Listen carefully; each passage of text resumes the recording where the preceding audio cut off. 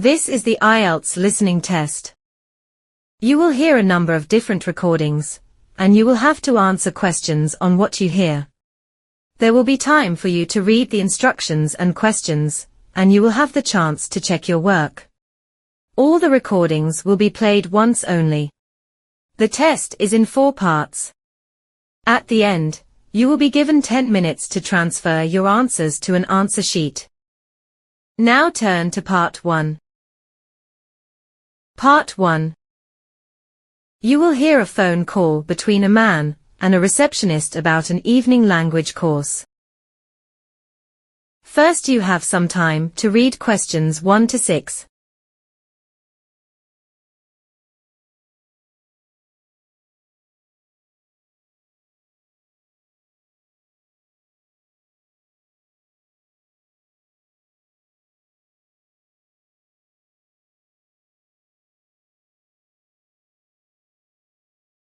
Now listen and answer questions 1 to 6.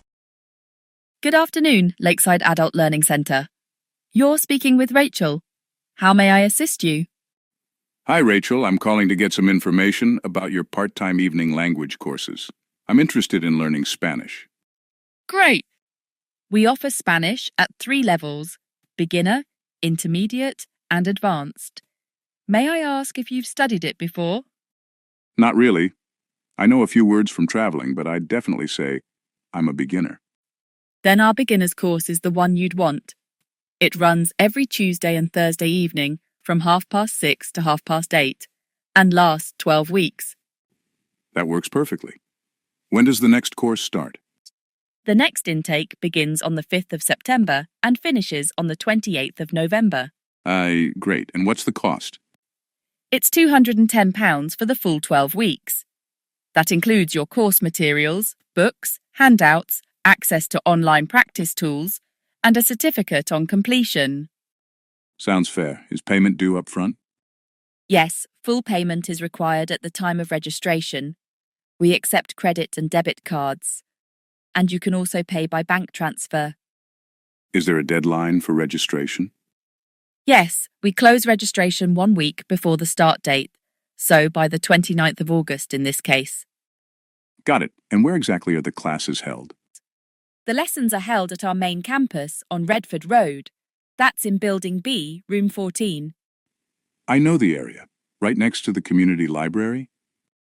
That's right. There's parking available on site, and the building is wheelchair accessible. That's helpful. Is there any sort of placement test? Not for beginners. But for intermediate and advanced students, we do a short online assessment to make sure they join the right level. Makes sense. How many students are there in each class? We try to keep the group small, between 10 and 15 students. That allows more interaction and personalised attention from the tutor. Before you hear the rest of the conversation, you have some time to read questions 7 to 10.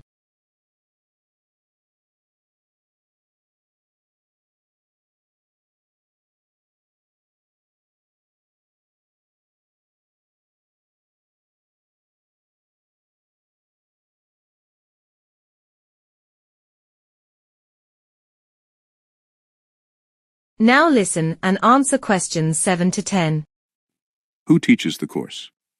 This term, it will be taught by Maria Torres. She's a native Spanish speaker with over 10 years of teaching experience, both abroad and here in the UK. That sounds promising. So, what's the focus of the course? Grammar, conversation? It's a mix, but we really emphasise practical communication. The aim is for you to be able to hold basic conversations by the end of the course. You'll also learn vocabulary for everyday situations, like ordering food, giving directions, and talking about your hobbies. That's exactly what I'm looking for. I might be going to Spain next year, so this will be great preparation. That's perfect timing then. Also, each student gets free access to our online language lab for 3 months. It includes listening exercises, vocabulary games, and grammar practice you can do at your own pace. Oh, great. Is there homework? Yes, You'll get light homework after each class, usually short writing or listening tasks that take 30 to 45 minutes. That's reasonable. Is there a final exam? There's a short assessment at the end, nothing formal. It's mainly to see how much you've learned and give you feedback. And the certificate, what kind is it? It's a certificate of attendance and participation. It's not an official qualification like daily, but it's good for CVs and applications. Understood. Do students get any speaking practice outside of class? Yes. We host a weekly language cafe every Saturday morning from 10 to 11:30.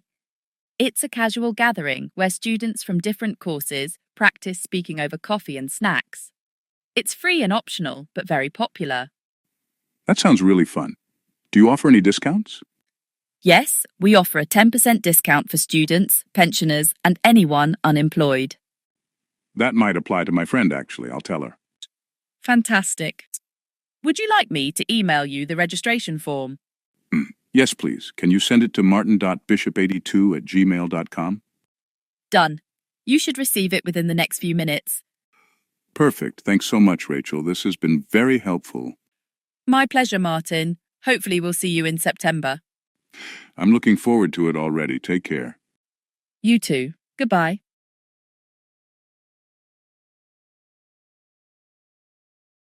That is the end of part 1.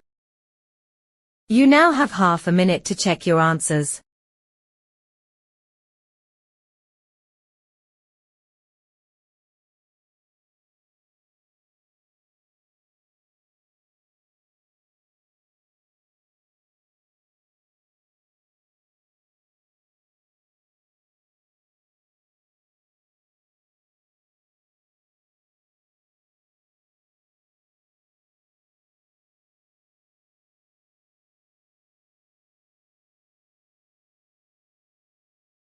Part 2.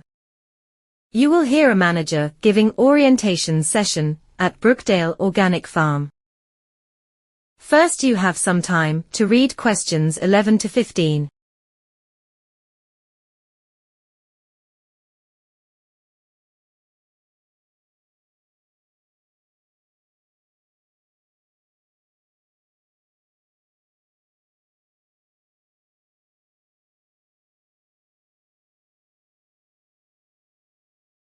Listen carefully and answer questions 11 to 15. Good morning, everyone, and welcome to Brookdale Organic Farm. I'm Naomi Carter, and I manage the day-to-day operations here. Whether you're here as a volunteer, intern, or just curious about how an organic farm works, we're thrilled to have you. Brookdale has been running since 1996, when it was started by my parents with just a few acres and a vision to farm without chemicals.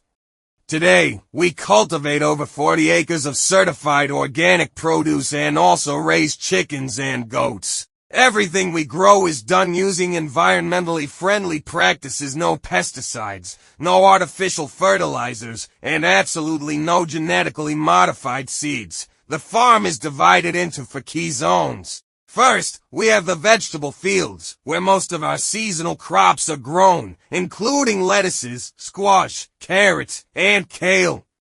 Next is the greenhouse complex, used for starting seedlings and protecting delicate plants. Then we have the animal pasture, home to our herd of goats and free-range chickens. Finally, there's the Visitor Education Center, where workshops, cooking classes, and school visits take place. As volunteers, your tasks will vary depending on the season and your interest. Right now, we're in the harvesting phase, so many of you will help pick crops in the mornings.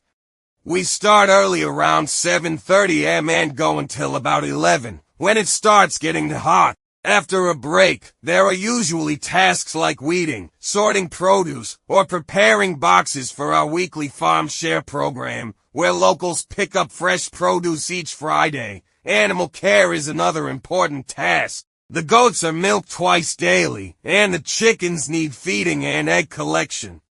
We'll assign these roles based on comfort and experience, and provide full training. If you're assisting in the education center, you might help prepare materials for a class or lead short farm tour. These usually happen midday, especially when we have school groups. We ask all volunteers to wear closed-toe shoes, a hat, and bring a reusable water bottle. You'll also be given a yellow farm apron, which helps visitors identify you and protects your clothes. And lastly, every autumn we host a harvest celebration, a community day full of music, games, and food. Last year we had over 3,000 attendees, and volunteers helped with everything from grilling vegetables to organizing games for kids. Before you hear the rest of the conversation, you have some time to read questions 16 to 20.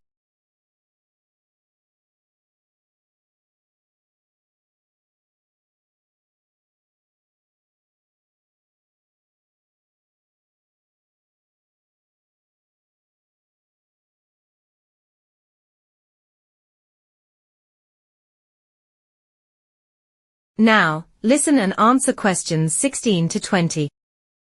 Let's take a short break, and when we come back, I'll go over some of the changes we've made based on visitor feedback and improvements happening this season. Welcome back. In this next part of the orientation, I'll share some of the feedback we've received from visitors and how we've responded to it. Earlier this spring, we ran a short visitor survey, and over 400 people participated. One thing that came up frequently was signage. Many guests, especially first-time visitors, said it was hard to find their way around the property. In response, we've installed new wooden signs at key points, each with hand-painted illustrations and bilingual labels. We're also working on a printed visitor map, which should be ready by next month. Another area of concern was the picnic zone near the orchard. People loved having a shady place to relax, but some said it lacked enough seating. So, we've added more benches and upgraded the composting toilets nearby, making it more family-friendly and accessible. Next, we got suggestions to include more hands-on activities for children. Our team has since created a little farmer's trail, which includes scavenger hunts, seed planting, and a mini wheelbarrow course. It's been a huge hit, especially on school trips. Many guests also expressed interest in learning more about organic farming techniques. As a result, we've launched a Saturday morning demo series where our staff demonstrate composting, companion planting, and natural pest deterrents.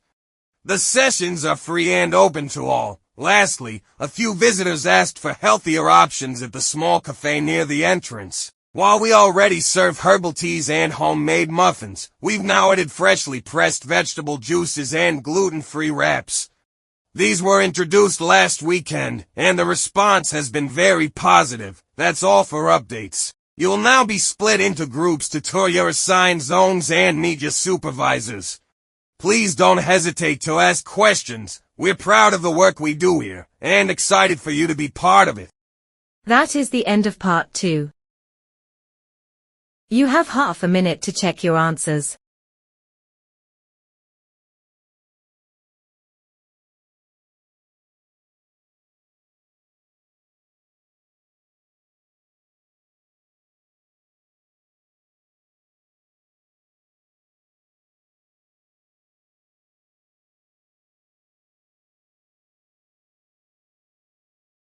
Part 3. Two students preparing a group presentation on artificial intelligence in healthcare for a technology and society course. First, you now have some time to read questions 21 to 25.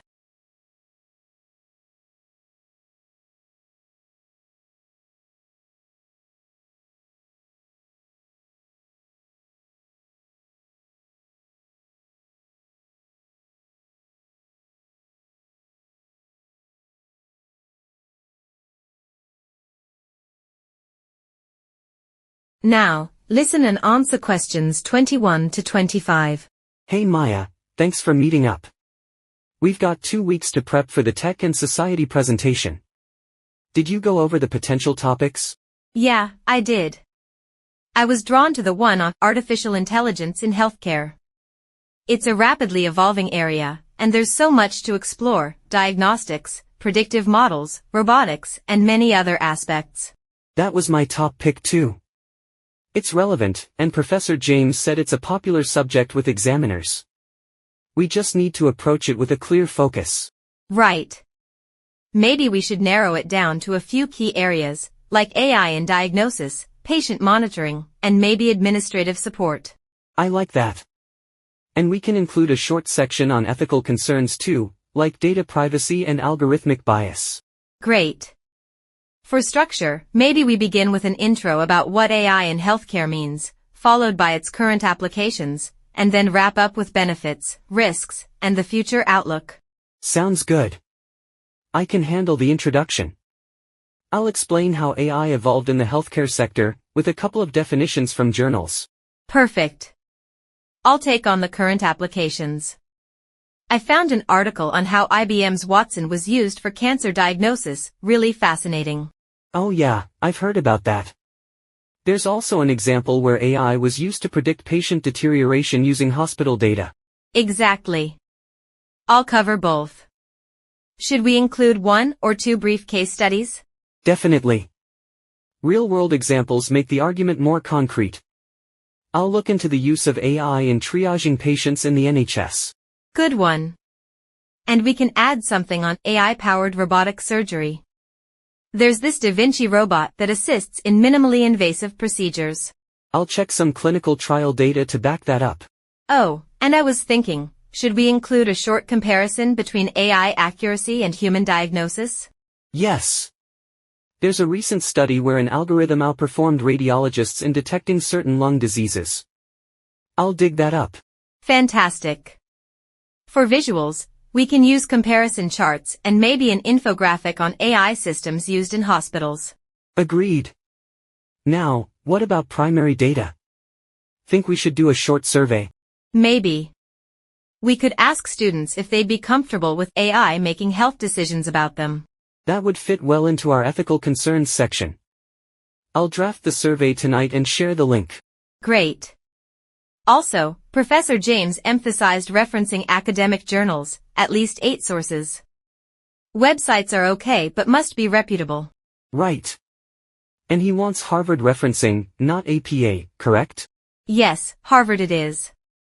I'll double-check with the citation guide. Let's use a shared doc to track all our sources so we don't miss anything. Agreed.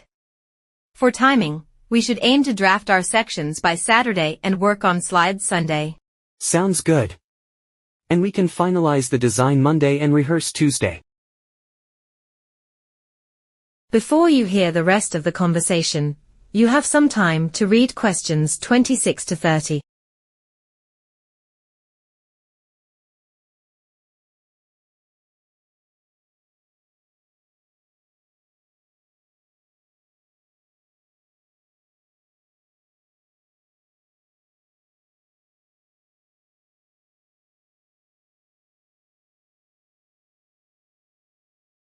Now listen and answer questions 26 to 30. Now, about the delivery, do you think we should use a basic slide format? Yeah. No animations. Keep it sleek and readable. Big headings, visual support, and minimal text. Agreed. I'll take charge of the design template and color scheme. We should probably stick to blues and whites, something clinical looking. Perfect. For the opening slide, should we use a question? How about would you trust a machine to diagnose your illness? That immediately engages the audience. Love it. And we can then move into the definition of AI in healthcare. Also, for our theoretical framework, should we use technological determinism? I was thinking more along the lines of human-centered design. It fits better when discussing systems that interact with people. You're right. That ties in nicely with the ethical aspects. Let's go with that. We should also be ready for Q&A. Someone might ask if AI will eventually replace doctors. Yes, and we need a strong argument. Maybe emphasize that AI assists but doesn't replace human judgment, at least not in complex cases. Good idea. Also, remember James said any images or graphs need full citations, even if they're royalty-free. Already noted. I'm adding figure numbers and source info below each visual. Alright, what time Tuesday should we rehearse? Let's aim for 2 p.m. That gives us the morning to fix any last-minute changes. Deal. Let's crush this presentation. Absolutely. Let's make it the best one yet. That is the end of part 3. Now you have 30 seconds to check your answers.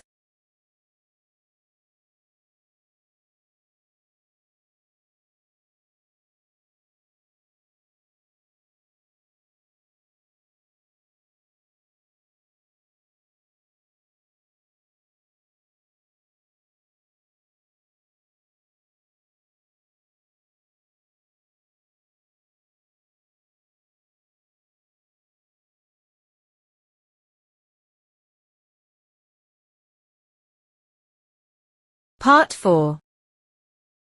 You will hear a seminar about the development of the steam engine. First, you have some time to read questions 31 to 40.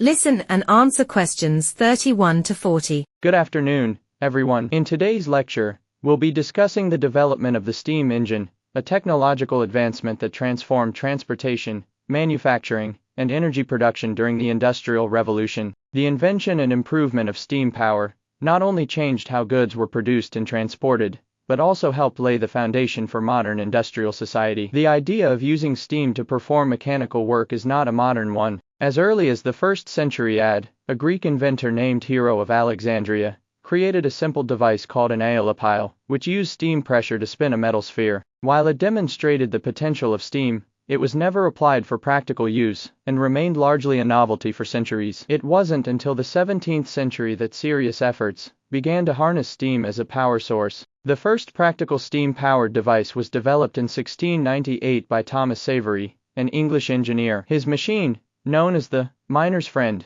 was designed to pump water out of coal mines. The system worked by using steam pressure to force water up through a pipe, but it had limitations. It couldn't lift water from great depths, and was prone to boiler explosions due to high pressure. A major improvement came with Thomas Newcomen in 1712. Newcomen built what is considered the first operational steam engine. It used steam to create a vacuum that moved a piston, which in turn operated a pump. While still inefficient by modern standards, the Newcomen engine was a breakthrough. It was more reliable and could pump water from deeper mines, allowing mining operations to expand. The next key figure was James Watt, a Scottish engineer, who made substantial modifications to Newcomen's design in the mid-18th century. Watt added a separate condenser, which allowed the main cylinder to remain hot while the steam condensed in a separate chamber. This innovation drastically improved the engine's efficiency and reduced fuel consumption. Watt's engines were not only used in mining but also began to appear in factories and workshops. Another advancement introduced by Watt was the use of rotary motion. While previous steam engines primarily moved pistons up and down, Watt's system allowed the engine to turn wheels. This development enabled the steam engine to power textile mills, sawmills, and other forms of industrial machinery. The ability to generate rotational energy made steam a flexible and versatile power source. By the early 19th century, steam engines had become more compact and powerful. Engineers began adapting them for transportation, leading to the invention of steamships and locomotives. In 1807, Robert Fulton successfully launched the first commercially viable steamboat, the Clermont, which operated on the Hudson River. Steamships revolutionized water travel, allowing boats to move against currents and without reliance on wind.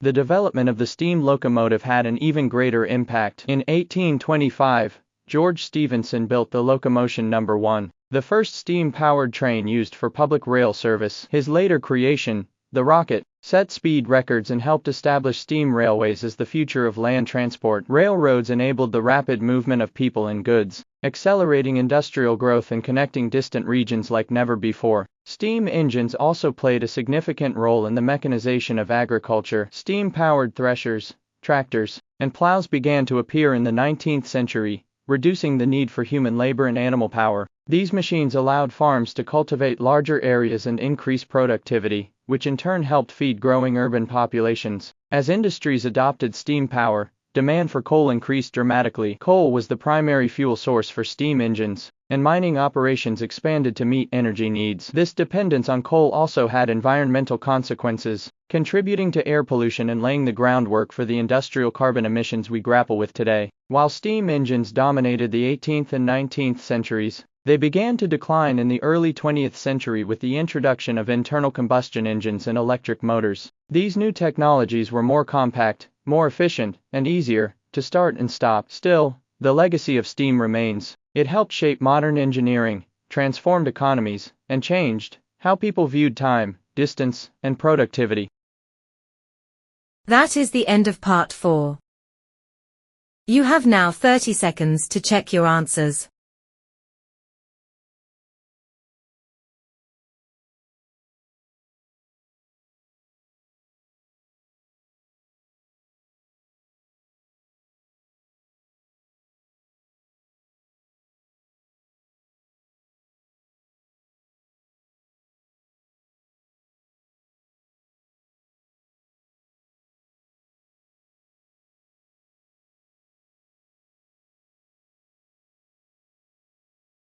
You have now 10 minutes to transfer your answers to an answer sheet.